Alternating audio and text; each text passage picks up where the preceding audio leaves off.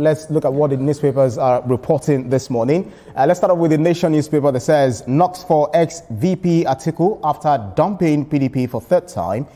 Nigeria News Direct, APC Governor Makinde mock Atiku over resignation from PDP as ex-VP cites PDP's lost direction as reason for exit. Platform Times, Atiku under fire for using coat of arms in PDP resignation letter. PDP will outlive Atiku, say Makinde Bode George.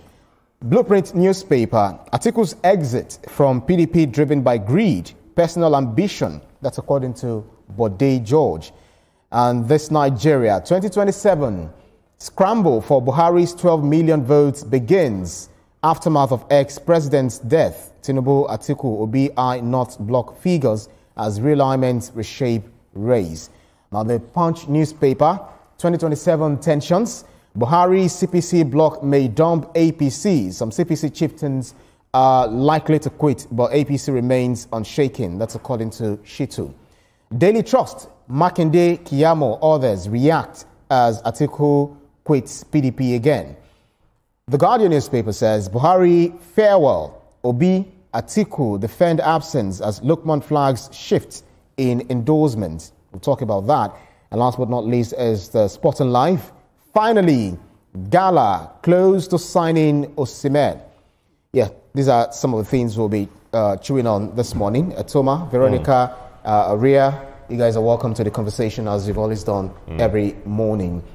So let's talk about Vice President Atiku, who has dumped his, I don't know, is it his first love or one way, his lover or his love, 3 times. Are you talking about a woman or a political party? Depending on how you want to put it, because it's a bride. So ADC is the bride now, is finally switched allegiance to the ADC. But some are saying that, fine, it's within your right to switch allegiance, to move from one party to another. But why doing it at this critical moment when Nigeria is mourning? Are you trying to steal the show? I don't know why anybody should think about that. Are you trying to steal the show? I don't think he did that. The idea behind it was to try and steal the show. And the idea behind it is that he started the whole coalition thing. He continued with the coalition efforts. He got some serious names to join him in the coalition, and they decided that they are going to adopt ADC, And after adopting ADC, anybody will know that the next move is to resign from his former party, which is the PDP. And the PDP has every right to be angry. The last election, this same gentleman, from what I heard, financed up to 50% of the whole national campaign of the PDP. So that is a heavy weight and a big war chest. Leaving the PDP, you will react if you are in PDP. It's natural.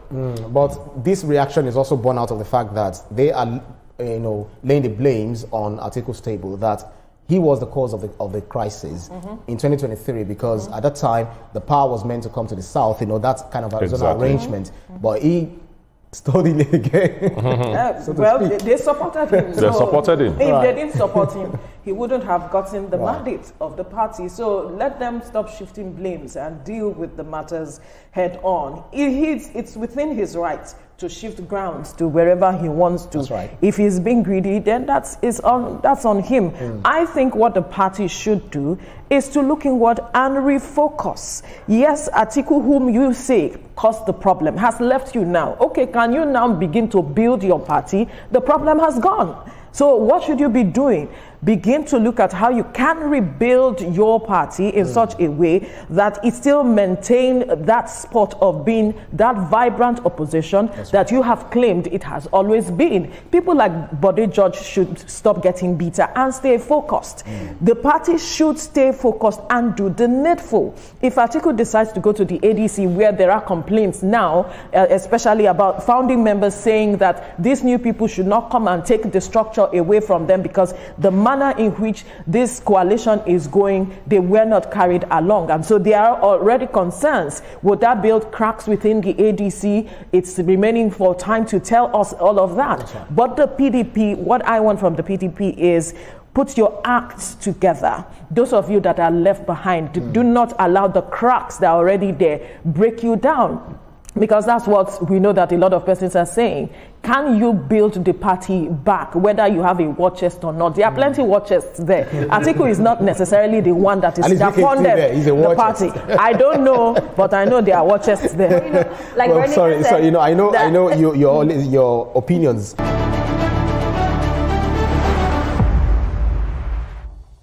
Thanks for staying with us here on TVC Breakfast. Let's continue our conversation on the newspaper review. And I think it was weird I was talking at the other time, talking about ideology, moving from one party to the other.